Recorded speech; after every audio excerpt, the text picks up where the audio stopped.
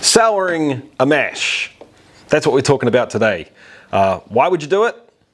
Different ways that you can do it, and the absolute freaking easiest way to possibly do it.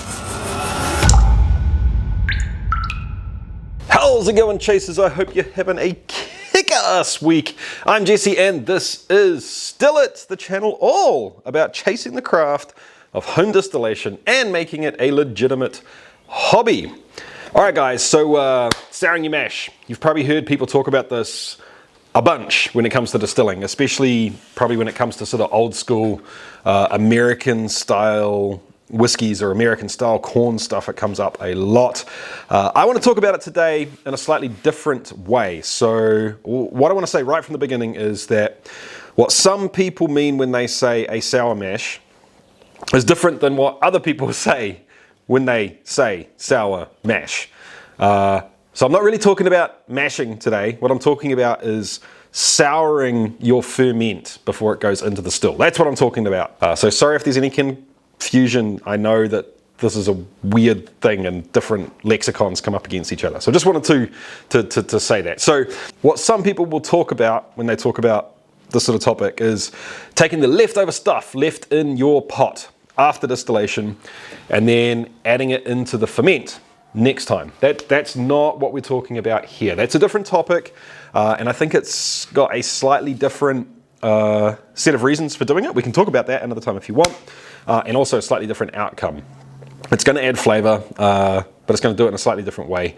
What we're talking about here today is actually allowing your mash or creating a mash that incorporates wild bugs. And when I say bugs, what I mean is wild yeast, bacteria, fungi, whatever it happens to be, to get into the mash and to literally create acids in there. So why the hell would we want to do that? Well, basically it adds more flavor. I would suggest you go back and have a listen to the podcast I did with the guys from Iron Root, the Red Brothers licorice. Everyone knows, guys, black licorice is better than red licorice. I mean, come on. But they talk about the process of esterification.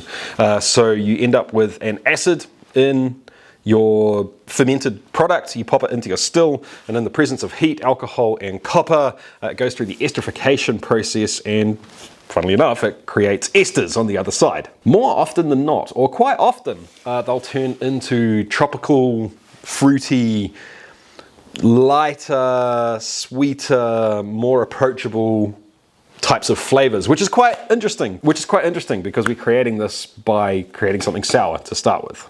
Now, the reason I'm talking about this is because I've had a couple of people lately, and a couple of Patreons actually, get in touch with me recently and ask about taking old grain from your last mash or the previous ferment, depending on whether or not you ferment on the grains, and then introducing it into the fermentation later on to inoculate the wash, to start promoting these sort of wild critters. I shouldn't say critters. When I say critters or bugs, what I mean is, once again, wild yeast, wild bacteria, so on and so forth.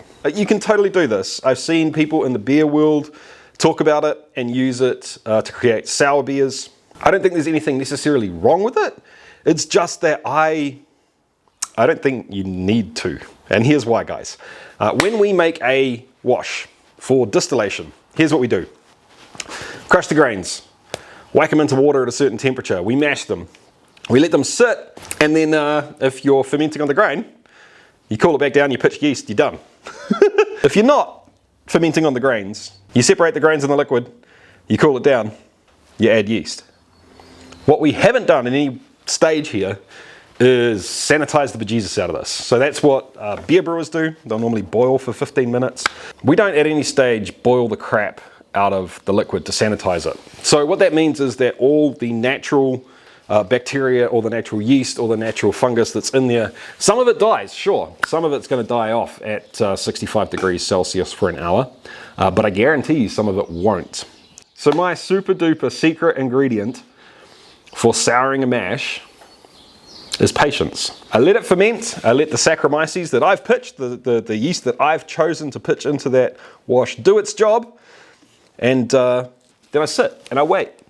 And sometimes it's a day, sometimes it's a week, but eventually that wash is going to start to sour. like we said before, we didn't actually sanitize that wash. There's still a few little things in there. There's still a few yeast cells, still a few bacteria cells, whatever it happens to be, that are going to make it through. And once that yeast dies down and it stops doing its job, they're going to come right back up and they're going to take off as well. The beauty of this is that it's kind of set up to really work perfectly for us. First of all, those things that are in the grain that are going to sour the mash are hugely, hugely outcompeted by the amount of yeast that we pitch. We pitch so much yeast in there that they just can't take hold at the beginning of fermentation, because our yeast, the stuff that we've thrown in there, is going absolutely bonkers and just running amok all over the place. In addition to that, it's also got a longer lag time. It's just going to take longer for them to kick off and get started. So isn't there a bit of a problem in that the Saccharomyces, the brewer's yeast, the baker's yeast, whatever it is that we pitch first, aren't they going to eat everything and leave the other guys with nothing to do their job with? Well, no, not quite. There's always going to be something in that wort that is unfermentable by the Saccharomyces we're using. It's not going to be able to ferment it and turn it into alcohol, but the other stuff that's coming along behind it, all the wild bugs that's still in the grain, they will be able to ferment it. So the beauty of this is that you're not losing alcohol to the sourness.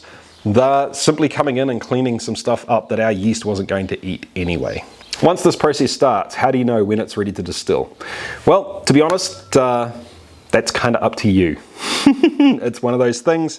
I've been experimenting with slightly different things. The guys at Ironroot, who I have learnt to listen to when they when they give good information like this, they say that they just leave it go for a couple of days. They wait for it to turn. If they're checking it with a pH meter, sure, they wait for an indication that the pH is starting to change. They're not looking for, a huge difference. They just want to introduce a little bit of something into that wash. I'm not using a pH meter, to be perfectly honest. I do it with my nose and with the old fingerometer.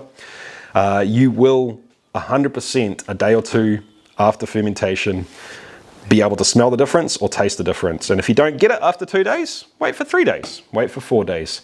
If you want to push it and let that thing go really funky and sour, by all means, that's fine. I can't say exactly how that's going to affect things, but I would be really interested for you to give it a go and report back on this video. Drop a comment, let us know how it went. So before I loop back around and make sure that I sum all this up in a relatively concise way, I need to say a huge, huge thank you, dear Lord, to the Patreons. I almost knocked that over. Thank you so much, Patreons.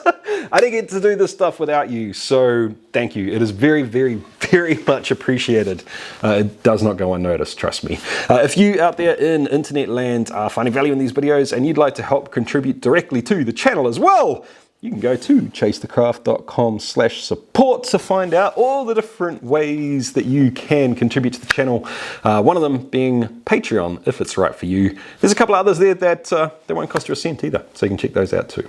What I mean by souring the wash in this context is letting wild yeast, wild bacteria do their thing on the wash to eat up some of the stuff in the wash that's not fermentable by the Saccharomyces that we're using, to create acids which are then going to get put into the still along with the rest of the wash and go through the process of esterification to add more flavor to our product. Literally all you need to do to make this happen is mash your grain, don't boil it, either ferment on the grain or don't, because honestly it doesn't matter if the actual grain's in there. All that stuff's going to be mixed up in the wash.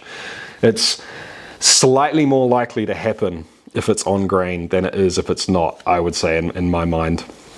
And then be patient. Let primary fermentation finish out, give it a couple of days, and you'll start to notice it changing.